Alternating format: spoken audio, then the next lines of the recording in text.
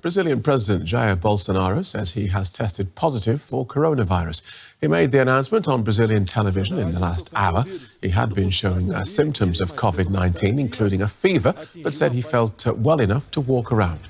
President Bolsonaro has drawn criticism from public health officials for appearing in public without a protective face mask and for saying it was not worth the effort to prevent the majority of Brazil's population from contracting Covid-19.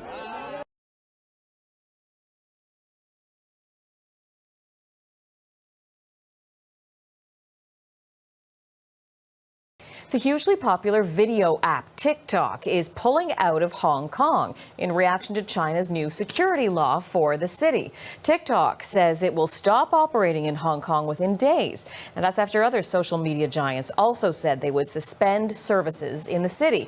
Yeah, it seems a little ironic being a Chinese company. They are not just a Chinese company. They've been keen to point out that they have a U.S. CEO and also their servers not in mainland China or in Hong Kong, and they're trying to appeal to saying that they're an international company abiding by international rules, and they have as much difficulty interpreting these security laws imposed by the Chinese government within Hong Kong as anyone else. So along with Facebook, Google, Twitter, TikTok now saying it's the latest social media company to pull out of Hong Kong until they can interpret these new Chinese security laws and what they mean.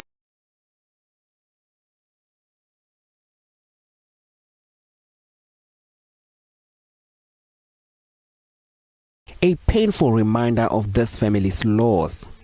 Innocent Dilebo allegedly died at the hands of soldiers. It's alleged that Dilebo and his pregnant girlfriend, seated in their car, were accosted by SANDF members. Dilebo was reportedly assaulted and shot 3 times when he tried to run away. The deceased's girlfriend says she was also assaulted by the soldiers, but managed to escape. She fears her unborn child may have been hurt. They say open the soldiers.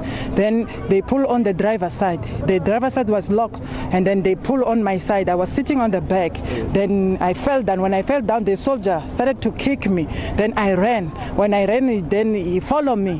When he followed me, then I go there to that house there. That's where I go and fell. And when I was falling there, I hear the sound, pa, pa, pa. The SANDF and police are said to have responded to a mob justice.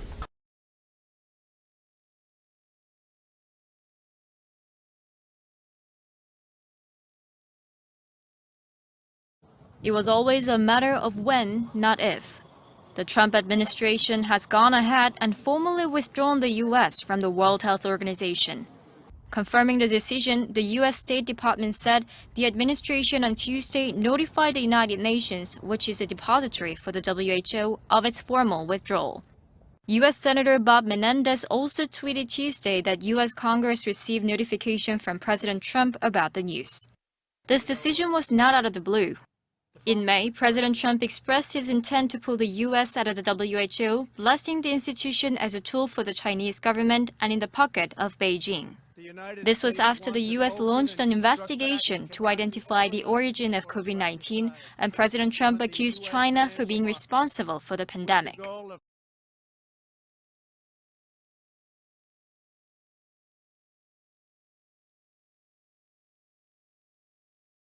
Australia is preparing to provide a safe haven for thousands of people fleeing Hong Kong as the Chinese government exercises new powers in the city.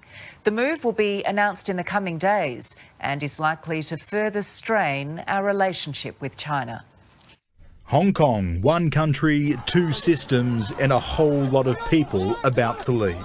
As Chinese authorities unveiled a new security office in the city, Australia will announce new visa arrangements as early as tomorrow. 9 News understands the intake was signed off by Cabinet this afternoon and follows an announcement by Britain this week. Granting them limited leave to remain with the ability to live and work in the UK and thereafter to apply for citizenship. The British intake applies to millions. Australia will likely accept thousands.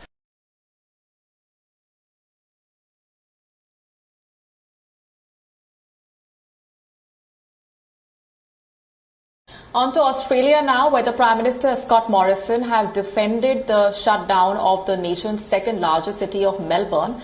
The Prime Minister also assured continuing financial support for businesses that fear that they will not be able to survive another lockdown, the second lockdown. Melbourne and parts of the surrounding areas will be under a lockdown for 6 weeks from tonight because of the rate of the virus spread. Cafes, bars, restaurants and gyms will be closed down and residents will be confined to their homes except for essential business activities.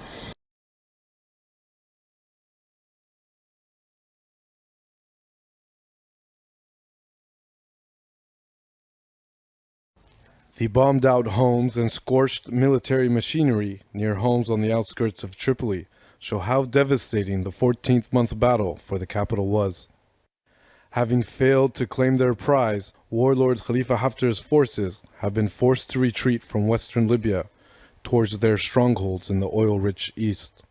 Before leaving, they planted landmines and booby traps. Returning homeowners have fallen victim to them. GNA officials say at least 27 civilians have been killed and 70 wounded. It's a familiar job for the head of the mine-clearing team in Tripoli. Brigadier Ahmed Bayu spent months clearing Sirte after the city was liberated from ISIL. He says ISIL targeted GNA forces in Sirte, while Russian mercenaries from the Wagner Group, along with Haftar forces, laid landmines and other weapons to kill indiscriminately.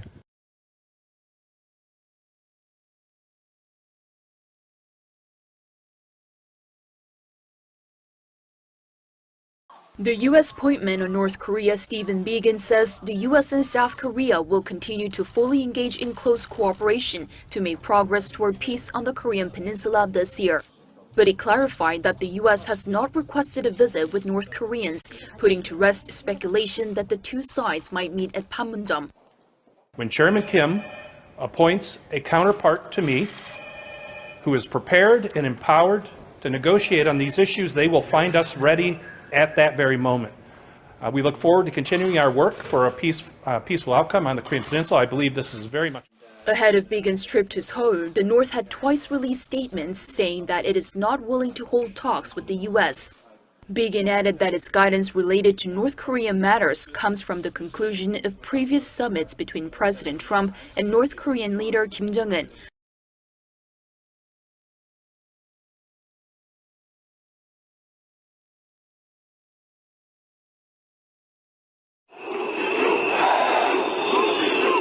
Thousands of protesters fought running battles with police as they tried to storm the parliament building in Serbia's capital, Belgrade. Anger erupted after the president announced a return to lockdown. It came after the Balkan country reported its highest single-day death toll from the coronavirus. Earlier, President Alexander Vučić had called the virus situation critical as the city's hospitals neared their capacity limits.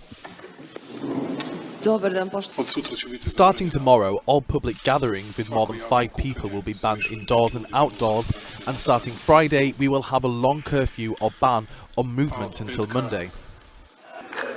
Serbia initially locked down in early March, but was among the first to open up and set elections for June, which were won by the ruling Serbian Progressive Party.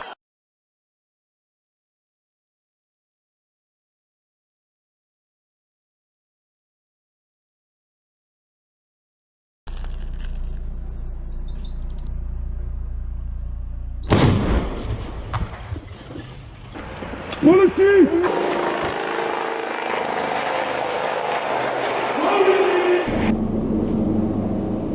Policy! Policy!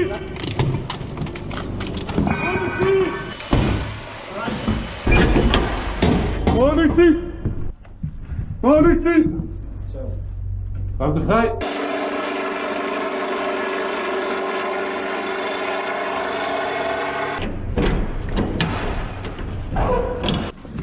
Politie! Ruimte vrij! Politie! Kijk eens!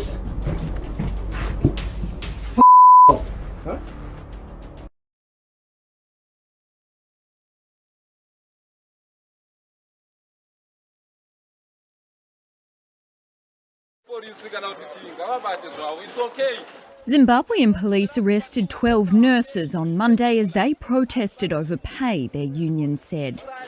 With inflation running at nearly 800%, eroding their salaries, demonstrations were held outside state hospitals demanding payment in US dollars. Nurses such as Pretty Goodzer say they cannot survive on a monthly salary of 3,000 Zimbabwe dollars or 47 US dollars. The economic crisis under President Emmerson Mnangagwa has revived memories of more than a decade ago, when hyperinflation wiped out pensions and savings, forcing the country to abandon its currency in favour of the US dollar.